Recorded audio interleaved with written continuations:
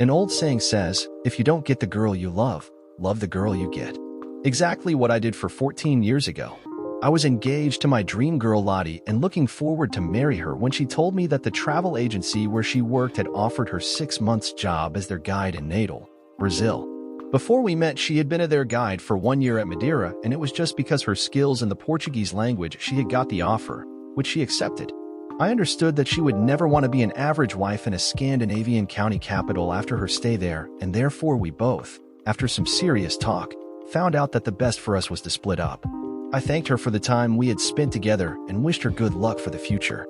She found her good luck very soon, because after only a month there she had met and fell in love with a Brazilian airline pilot, and when her 6 months contract was over they married. Soon after she had left I met Catherine, who did her best to comfort me. In fact, she did it so well that she got pregnant, swore that I was only possible father, told me that abortion was out of question, and begged me to marry her. AC was a typical girl next door, and as my love for her increases every day, we married. 6 months after the wedding we got a nice boy, and after further 18 months we even had a girl. I worked at a construction company where my boss suggested me to go for evening classes, which I did. Thanks to my connections via the construction company, we could afford to build a nice house in a popular area. When the girl was 3 years old, we succeeded to get the children to the nearby daycare, and AC got a job at an insurance company. Now at the age of 39, and thanks to my evening class, I had been promoted to boss for a construction team and did rather good money. The kids were 14 and 12 and did well in the school. AC was 37 and still very good looking. She had recently been promoted to department head manager at the insurance company. Other people regarded us as a happy family, which we, without any doubt, had been during 14 years. Then shit hit the fan after her promotion to department head manager some weeks ago. It was an important event for her, but the quite opposite for me. I was not even invited to the promotion party. I knew that spouses were always invited to those promotion parties and had been curious about why I wasn't, but had accepted her explanation that nowadays it was only a small internal matter and no other spouses should be there. The party had not been the boring dinner she told me. Far from that, because she came home at 6 o'clock in the morning very tipsy with her hair and makeup in total mess. Obviously even well fucked. Of course, she denied all accusations of cheating, but the party meant a big change in our marriage. Unfortunately not for the better, at least not for our children or me. She began to have less time for the family and treat me as some kind of janitor whose duty was to take good care of our house and our cars. Of course, she got a nice increase in her salary, but her private expenses increased even more, so I couldn't mention any advantages at all for the family. Even our sex life decreased from average 3 times a week to nothing at all. The first 3 weeks I accepted her explanation that she had so much to do that she got too tired to do something in the bed. Then I felt disgusted by the thought that she obviously still had an affair with some of the top cocks at her work and therefore treated me as some leftover crap. When she, after 3 weeks, understood that no marriage can survive a non-existing sex life and began her limited attempts to do something for cure, that it was my turn to be too tired at bedtime.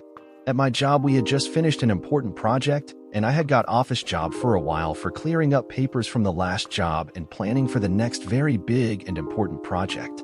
During a lunch at one downtown restaurant, I met one of AC's best friends from her work who told me that it was pity that I was sick and couldn't attend to the pleasant party for AC's promotion, but for her good luck, one of the other head manager's wife was away on holiday with her parents, so he had been her escort during the evening.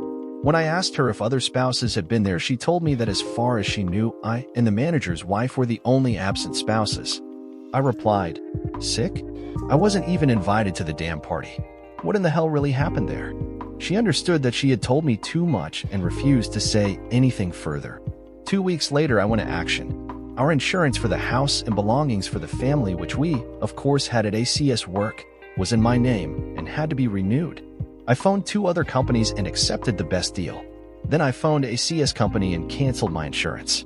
When the girl at their customer service put in all my data in her computer, she sounded surprised and asked me, "Excuse me, but isn't your wife working as head manager in this building?" "Yes, she is, and it is therefore want to skip all connections with your company." "May I ask you why?" This question was exactly what I wanted to hear, because the right answer would start a gossip around the company. Such gossip works usually as the old saying says, it begins with a feather and grows to a hen. Therefore I told her, "Because your company is treating me as crap. You must know that I wasn't invited to my wife's promotion party." And guess what your top assholes did to her during the night? And now I've got a better deal for my insurance with one of your competitors. Thank you, my dear miss, and have a nice day. To my great surprise, somebody who called himself Ford Nick and introduced himself as manager for favored customers called me at the job within an hour and told me that somebody must made a terrible mistake, and of course he should do everything to compensate me for their mistake, and asked me what I wanted. Canceling such rather small insurance can hardly be regarded as losing a favored customer, so I understood that the gossip was around and this jerk must been involved. No reason to raise hell for not been invited to their party. It's up to them who they want to invite. But I was sure that AC had been fucked by one or several of their top men during the night, and therefore I decided to have some fun with this Nick, and replied, "What mistake? Some stupid secretary forgot to mail your invitation to the promotion party." And Catherine must be totally mad if she didn't understood that something was wrong if her husband was the only spouse who wasn't invited to her promotion party. Who can trust a company with a such idiot in a top position? Not kind to call your wife an idiot. I'm sure she will explain everything when you get home tonight. Please tell me what you want in compensation. Compensation for what? For you assholes tricked and fucked my wife as a company whore? Such a pretty hooker is worth a fair price, isn't she? No hard feelings, my friend. A new Mercedes 300 and my humiliation is forgotten, at least for that matter. He burst in laugh. A good joke. Indeed. I'll give you 25% on your house and home insurance for the next year. A fair deal, isn't it? Asshole, I'll get you fired. Everybody at your damn company seems to be totally mad. I said, and hang on. AC was waiting for me when I came home. She was red as a tomato in her face and began shouting as soon as I got inside the front door. What the hell do you mean by calling my job and acting as a lunatic? Lunatic? I did fair business and saved good amount for the family for the next year. Why in the hell did you humiliate me at my job? For the first time in our marriage, I got angry with her and shouted, "Why in the hell did you humiliate me at your damn party fucking around as a cheap company whore? I know that I was the only absent spouse, and it was you and your pimps who didn't want me to be there, so you could pay for your promotion with your pussy. If whoring with some company top assholes is a part of your new job, be sure that the price will be your marriage. I hope you'll find it worth that." I had never before shouted to her and treated her in this way, so she got a shock and run to the bedroom where she began to cry loudly. The first serious arguing in our marriage had got a timeout, but was not over. I found her cell phone and the battery charger in the kitchen and knew that she didn't come out from the bedroom for a while. I investigated the phone and found some text messages, most of them from a Nick, who obviously was the same asshole who had rang me earlier. He was in love with her, and a copy of her last reply showed that he was making good progress in his efforts. He called their magic night for the best night in his life and had even sent her several poems of mumbo-jumbo quality. Neither of them mentioned fucking in plain words. I even noted Nick's phone numbers so I could get further info about him. Now I wanted to know more, so I searched for her purse, found it, and took her calendar, in which I found a lot of interest. The dates when she'd been out on her girl nights with her new coworkers was marked as in at El Grotto, and she had spent 3 Friday afternoons at Scandic Motel. I noted that her future planning was Scandic Motel the next Friday and the romantic Spanish restaurant El Grotto Wednesday evening the week after. Only one thing for me to do, begin the final countdown of my marriage, but how? I wrote a message to the kids and left the house for some food at my favorite pub. To my great surprise, Lottie, my ex-dream girl from Brazil, was there with her brother. They invited me to sit down at their table and we had a pleasant chat for several hours. With free airline tickets, Lottie was home visiting her parents almost every year, sometimes alone, sometimes with her family. I had met her now and then, usually when shopping together with AC, and only talked a few minutes with her. Lottie had brought her son to a month's language training in England and had extended her trip with a few days at her parents' home. She was now divorced from her airline captain, who couldn't resist the temptation of handsome flight attendants, which had been too often and too much for Lottie to take. I told her that even AC and I had got serious problems, which we hardly were able to solve. We decided to see each other's again when she came back to catch her son in England next month. When I got back home, AC was sleeping, or at least pretended to be, so I didn't wake her up or talk to her. The next morning, she was still sleeping when I went to work. My boss noted that something was wrong with me, had me to tell him the whole story about my marriage, which was expected to crash within a few weeks. He promised to use his connections and fix me a nice apartment, and promised to suggest the board to let me be responsible for the insurance quotations for the next huge project. I had investigated the bastard who had sent text to AC's cell phone. It was a Nicholas Thompson, 44 years old, Married with 2 daughters, 21 and 18, both still living at home, working as department head manager at the same insurance company as AC. On the Friday afternoon, I went to the Scandic Motel in a company car. Didn't see AC's car there, so I phoned to her job where they told that she had just left for the day. She arrived in 10 minutes together with a man in his 40s. They went into the cafeteria, bought coffee and a sandwich. I did the same and sat down at their table. AC almost lost her face in total surprise, and I told her, "Nice to see you, my love.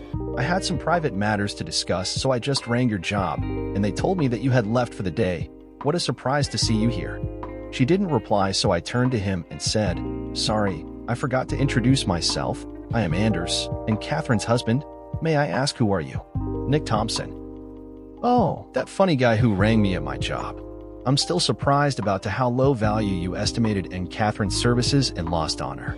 I turned to AC and asked her, "Are you coming home with me? Or are you staying here with him? You prefer to stay with him. You can stay here forever." She came with me, and as we sat in my car, she shouted, "What the hell did you tell him about my services? What damn services?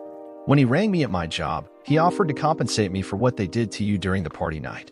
Your friend Nick suggested me an amount of about 10% of what an average-looking hooker had charged them for equal services. Of course, I didn't accept. She refused to say a word to me after that. Not a word to reply when I suggested counseling for saving our marriage. Not a word from AC until the next Wednesday, when she told me that she was going to a girls' night with her coworkers if I had no objection, and if I had, she was going anyway. I had no objections and wished her to have a pleasant evening. She left in a taxi, and 10 minutes later, I left for El Grotto in my own car. The restaurant had only a few guests, so I had no problems to get in there. I found AC and Nick in a discreet booth and went out again and rang his wife, who told me he was playing chess with a retired ex-boss from his job. When I told her he had an affair with my wife and I just found them at El Grotto, she promised to catch him. Then I went into their booth and told AC, "Girls' night out, indeed. You've got a terrible, ugly girlfriend, my dear Aunt Catherine. Do you really have a lesbian affair with such a monster?" Nick understood that his odds to win a fight against me was less than zero, so he kept quiet. Neither of them said anything, so I continued, "As the girls' night seems to have been canceled, it's better to go home at once, or shall we eat first? By the way, Nick, high time to put up your chess game and the old boss, because your wife is on her way here. I'm sure even she wants to know what really happened at the promotion party." AC got up and shouted, "At home, asshole." During the drive home, I told her that a total confession, counseling, and hard work on the matter could probably still save our marriage. She didn't answer me, only shouted several times, "You must got the damn party on your mind." 1 week later, the board accepted my boss' suggestion. I got a well-qualified and very handsome, unfortunately already taken, female assistant.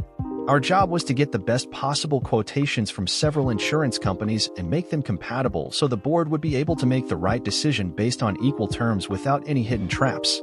A big job with such huge amounts involved. We succeed to create the expected interest from the chosen insurance companies. Lena and I worked well together, and we got everything under our control. To my great pleasure, we were invited to a lunch with the top executives and the chairman of the board at ACS company. The company where AC worked was the only local-based of those so far involved. It was even the smallest of them, so this time I was a very important customer. It was their managing director who rang me and invited us. My boss got some ideas about the lunch and gave Lena and me useful suggestions about what we were allowed to say and do there. Much more than any of us had expected, indeed. He even gave us orders how to be dressed. The company paid me an Armani suit and Lena an Armani business dress. The lunch was held at the best restaurant in town, and the insurance company was well represented with all their top executives, department head managers, AC included, and their chairman of the board. I noted how surprised AC was to see my Armani suit, and she got a strange expression in her face when she tried to sit next to me, and I told her, "Sorry, but I want Lena to sit there because she and I may need some talk." I saw that she got humiliated, and even several of the others had noted that I treated her as air. The lunch began with a few words from their chairman, who wished their honorable guests welcome to the meal. Then I rose up and said, "It is a pleasure to introduce my partner, Mrs. Lena Hagen. My name is Anders Eriksson, and some of you may be surprised to know that I'm married to Aunt Catherine, who is here. I'm glad to hear that Mrs. Hagen and even I are welcome to your company.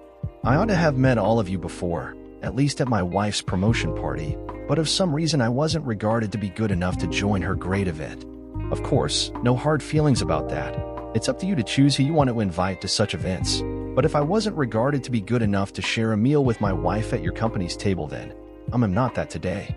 So one of us and Catherine, or I have to leave this table now. The choice is yours. The silence was so total that if a pin had fallen on the soft carpet it had been heard. Both the manager and chairman looked at AC, who began to cry, but nothing happened until Lena raised up and made her ready to go. Then AC rushed away from the table.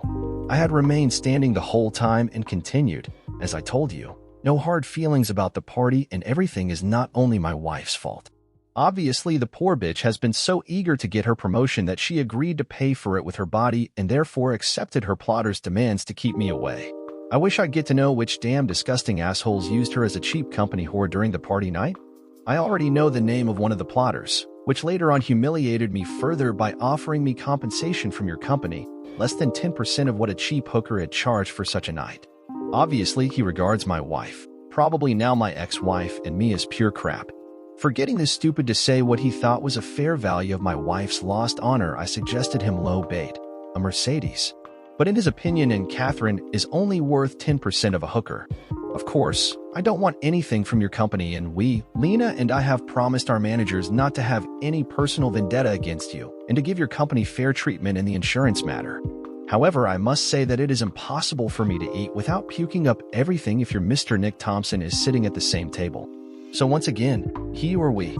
This time there was no silence. The chairman shouted, "Thompson, get out." Nothing more happened during the meal, and Lena and spent the rest of the day with those of their people who was responsible for our quotation. Their manager and the chairman joined us for a coffee break and told me that my problems were under investigation, and so far Nick Thompson and one of the vice managing directors who had been responsible for her promotion were fired, and the investigation went on. AC had left the job direct from the lunch. The manager told me that they did not understand why she did what she did because she was in turn to be promoted the right way. Now they had to fire her because it was impossible for the company to have a department head manager with such a reputation. Back at our own office, my boss was satisfied when he listened to the tape recorder Lena used to have in her handbag during meetings outside the office. I got his full support for my speech during the lunch. When I came home rather late, I found that AC was gone with 2 suitcases and a large quantity of her clothes. At the kitchen table, I found a note to the kids in which he told them to call her parents for further information. Not a word to me. AC and I filed for divorce, sold the house, and shared everything 50-50ths. I got the nice apartment I was waiting for, and for the kids' sake I even fixed an apartment to her near to mine. We are now on speaking terms again and have met a few times at a cafe for talking about our children's activities. They live at her apartment but used to spend a lot of time at my place. AC is even a soccer mom for our daughter's soccer team. We even used to meet when the team plays and have began to have some small talk. She has got a new job at an office, but the payment is far less than what she got at the insurance company, even less than what she got before her promotion. Neither AC nor I have found the right one, yet. I can't deny that I miss her sometimes, and I think we both regret what we did to each other's, but done is done and can never be undone. However, even that the now infamous lunch cost me my marriage, Lena and I succeed to negotiate the best insurance terms our company ever had before, which gave us a fairly increased salaries. When Lottie was back to catch her son in England, she spent several nights at my place. Our sex was okay, but not the same sparks we felt during our engagement. I must confess that sex with AC was much better before her promotion. However, I have promised to spend my next holiday as her guest in Brazil, but I will never stay there forever and she will never leave her home there. But it is an interesting country to visit, and I really look forward to do that. Dear listener, if you have reached this far, please click on the subscribe button. It will be a great help.